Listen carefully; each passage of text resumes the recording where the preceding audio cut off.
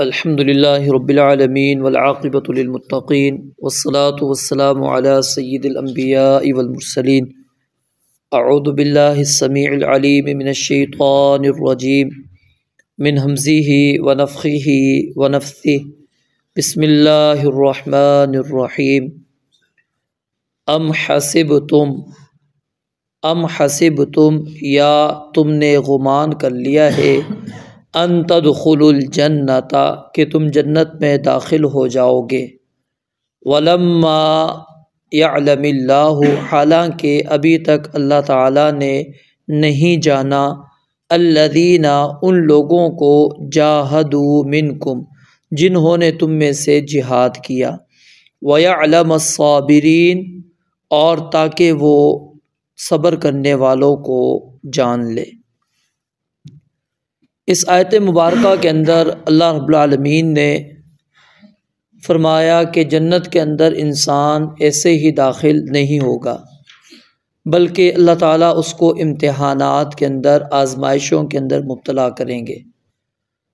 پیچھے آپ نے سورہ بقرہ کے اندر بھی آیت پڑھی تھی ام حسبتم ان تدخلوا الجنہ ولما یأتیکم مثل الذین خلوا من قبلکم مستهم البأساء والضراء وزلزلوا حتى يقول الرسول والذین آمنوا معه متى نصر اللہ الا ان نصر اللہ قریب، کہ تم نے سمجھ لیا کہ تم جنتوں کے اندر ایسے ہی چلے جاؤ گے۔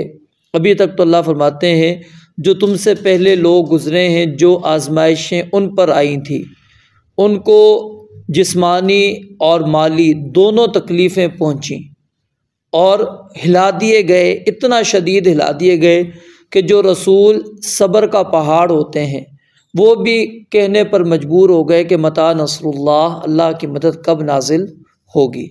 تو فرمایا کہ الا ان نصر اللہ قریب، اللہ کی مدد قریب ہے۔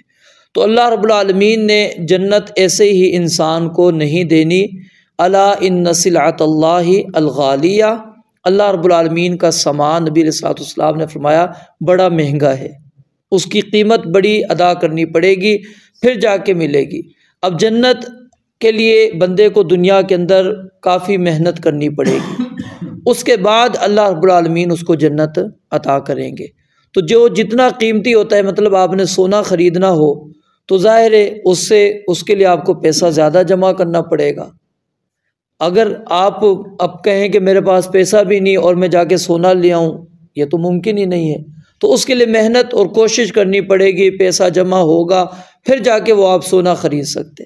تو اسی طرح جنت کا حصول اللہ رب العالمین فرماتے ہیں آسان نہیں ہے، بلکہ اللہ رب العالمین اس کی قیمت لیتے ہیں۔ ام حسب الناس ان یترکوا ان یقولوا آمنا وهم لا یفتنون، اللہ فرماتے ہیں کہ لوگوں نے سمجھ لیا کہ وہ چھوڑ دیے جائیں گے، صرف کلمہ پڑھ لیں اور ان کی کوئی آزمائش نہ ہو، یہ ہو ہی نہیں سکتا۔ اللہ فرماتے ہیں ہمارا یہ اصول رہا ہے وَلَقَدْ فَتَنَّا الَّذِينَ مِن قَبْلِهِمْ، ہم پہلے لوگوں کو بھی ہم نے آزمائش میں مبتلا کیا، ان لوگوں کو بھی آزمائش کے اندر مبتلا کریں گے۔ اور قیامت تک اسی طرح اللہ تعالیٰ کا یہ اصول اور قانون ہے کہ اللہ تعالیٰ ایمان کے بعد انسان کا امتحان لیتے ہیں، آزمائش کرتے ہیں کہ وہ ایمان کے اندر پختہ ہے یا نہیں۔ تو فرمایا کہ یہاں پر دو چیزیں یعنی کہ سمجھ لیں جنت میں داخلے کے لیے اللہ تعالیٰ نے بیان کی، ایک جہاد فی سبیل اللہ اور دوسرا صبر۔ یہ دو چیزیں اگر فرمایا کہ تمہارے اندر ہوں گی تو اللہ تعالیٰ تمہیں جنتوں کے اندر داخل کرے گا۔ اب بعض علماء جو ہے ولما یعلم اللہ، اس کا معنی کرتے ہیں کہ اللہ تعالیٰ ظاہر کر دے، اور ابھی تک یعنی اللہ تعالیٰ نے ظاہر نہیں کیا۔ تو یہ معنی کرنا درست نہیں ہے۔ کیونکہ اللہ رب العالمین خود یہ الفاظ بھی کہہ سکتے تھے کہ لما یظہر اللہ، کہ اللہ تعالیٰ نے ابھی تک ظاہر ہی نہیں کیا کہ کون پکے مومن ہیں کون منافق ہیں۔ تو اللہ تعالیٰ نے یہاں پر علم کا لفظ استعمال کیا۔ تو یہ سمجھ لیجئے یہاں پر کل بھی تھوڑا میں نے اشارہ کر دیا تھا اس حوالے سے آپ کو کہ اللہ رب العالمین کی جتنی بھی صفات ہیں وہ ازلی ہیں۔ اب اللہ رب العالمین خالق ہے، ٹھیک ہے، ہر چیز کا خالق ہے، لیکن جس چیز کو ابھی وجود کے اندر آئی ہے اس کا خالق ابھی بنا۔ سمجھ لیں کہ خالق اللہ تعالیٰ تو ہے، ہر چیز کو پیدا کرنے والا اللہ تعالیٰ ہی ہے، لیکن جو چیز ابھی وجود کے اندر آئی ہے اس کا بھی خالق کون ہے؟ اللہ تعالیٰ۔ تو یعنی کہ اس لحاظ سے اللہ رب العالمین نے یہ چیز بیان فرمائی ہے۔ اور سورہ رحمان کے اندر اللہ تعالیٰ فرماتے ہیں کل یوم ہوا فی شأن، کہ وہ ہر دن ایک شان کے اندر ہوتا ہے، ایک حالت کے اندر ہوتا ہے۔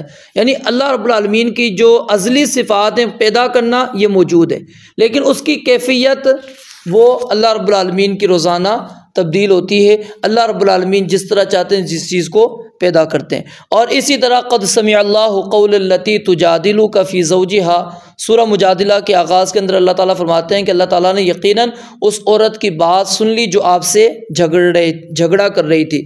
تو یہاں پر جو عورت کے جھگڑے کے بعد جو یہ واقعہ پیش آیا ہے اس کی طرف اللہ تعالیٰ نے اشارہ کیا۔ یہ مراد نہیں ہے کہ اللہ تعالیٰ کو پہلے سے علم نہیں تھا کہ یہ واقعہ ہوا ہے پھر پتہ لگا ہے، اس کو واقعاتی وجود کہتے ہیں۔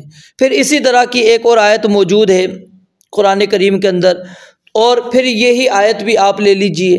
تو الغرض بہت ساری آیات ہیں جو اس چیز کے اوپر دلالت کرتی ہیں کہ اللہ رب العالمین علم رکھتا ہے، لیکن یہاں پر مراد کیا ہے کہ وَلَمَّا يَعْلَمِ اللَّهُ الَّذِينَ جَاهَدُوا مِنْكُمْ، کہ اللہ تعالیٰ نے ابھی تک تم میں سے جہاد کرنے والوں کو نہیں جانا۔ مطلب کیا ہے کہ اللہ رب العالمین نے ابھی یہ دیکھا نہیں کہ کون واقعی ایمان لانے کے بعد میدان جہاد میں جا رہا ہے اور پھر وہ میدان جہاد میں ثابت قدمی اختیار کر رہا ہے۔ اس کو اللہ رب العالمین جو ہے لوگوں کے سامنے ظاہر کرتے ہیں۔ یہ مراد ہے یہاں پر کہ اللہ رب العالمین نے ابھی تک نہیں جانے کا مطلب کیا ہے کہ اللہ رب العالمین کو تمہارے عمل کا ابھی پتہ نہیں کہ تم اس کے اوپر قائم ہو یا نہیں ہو، تو اس لیے اللہ تعالیٰ نے یہ چیز ذکر کی۔ تو یہاں پر دو چیزیں یعنی کہ بیان کر دی کہ جنت میں داخلے کے لیے ایک صبر کا ہونا ضروری ہے، اور صبر کی 3 اقسام آپ کو پہلے بھی بتلائی تھی کہ انسان اطاعت کے اوپر اپنے آپ کو باندھ لے، معصیت نافرمانی سے اپنے آپ کو روکے، اور جو تکلیف انسان کو پہنچتی ہے اس کے اوپر ڈٹ جائے۔ تو یہ تینوں قسم کے صبر کو شامل ہے۔ تو اللہ رب العالمین نے فرمایا کہ ہم نے یہ شہادات ان سے اس لیے لیے ہیں، ایک تو جنت کا وارث بنانا چاہتے تھے، اور پھر تمہارا امتحان بھی تھا کہ کون اس کے اوپر ثابت قدمی اختیار کرتے ہیں اور کون ثابت قدمی اختیار نہیں کرتے۔ رب العالمین سے دعا ہے اللہ تعالیٰ سمجھنے عمل کرنے کی توفیق عطا فرمائے۔ وآخر دعوانا الحمدللہ رب العالمین۔